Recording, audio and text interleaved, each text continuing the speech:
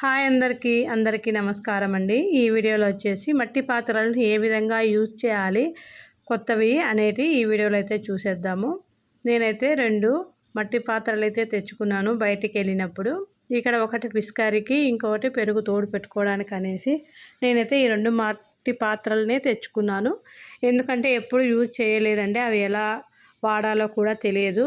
ఒకసారి వాడితే మనకు మంచిగా అనిపిస్తే మళ్ళీ తెచ్చుకోవచ్చు అనే ఉద్దేశంతో నేనైతే 2 తెచ్చుకున్నాను.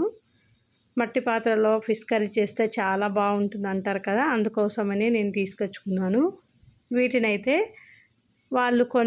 మనము కొంటాం కదా మట్టి పాత్రలు, వాళ్ళ దగ్గర ఏ విధంగా అనేసి వాళ్ళనే అడిగానండి, దీన్ని ఏ విధంగా యూజ్ చేయాలని.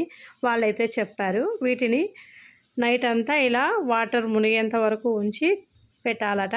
మార్నింగ్ తెల్లవారిన తర్వాత చూడండి, వీటన్ని వాటర్లోంచి తీసేస్తున్నాను. ఇవి ఎర్ర మట్టి పాత్రలు అన్నమాట.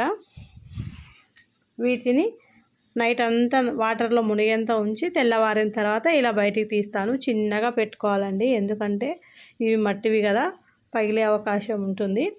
ఇలా నీడలోనే ఆరబెట్టాలంట. నేను చూపించిన విధంగానే ఆరబెట్టండి, ఎందుకంటే దీన్ని ఉల్టా ఆరేస్తే ఉడకకి ఉక్కిపోతాయి అన్నమాట. ఎండకు లేకుండా, అలాగే గాలికి అంటే నీడ గాలికి మాత్రమే కుండలను అయితే ఆరబెట్టుకోవాలి. దాని తర్వాత ఆరిన తర్వాత ఇలా కుండకు మాత్రం ఒక స్పూను వంట చేసుకునే ఆయిల్ ఉంటుంది కదా, అది ఒక స్పూన్ పెట్టి మొత్తం అప్లై చేయాలన్నమాట. ఇదంతా కూడా ఆరిపోయిన తర్వాత మంచిగా వాటిని సబ్బుతో బాగా కడిగి మంచిగా అప్పుడు మనము వంటకు ఉపయోగించుకోవాలండి.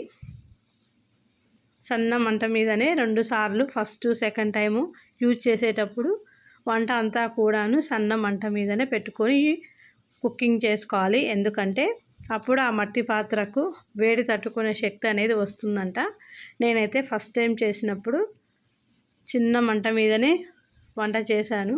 తర్వాత రెండోసారి కూడా అలానే చేశాను. ఇంకా దాని తర్వాత హైలో పెట్టి చేసుకుంటానండి, ఏమీ కాలేదు, మంచిగా వస్తున్నాయి. టేస్ట్ మాత్రం సూపర్గా ఉంటుందండి.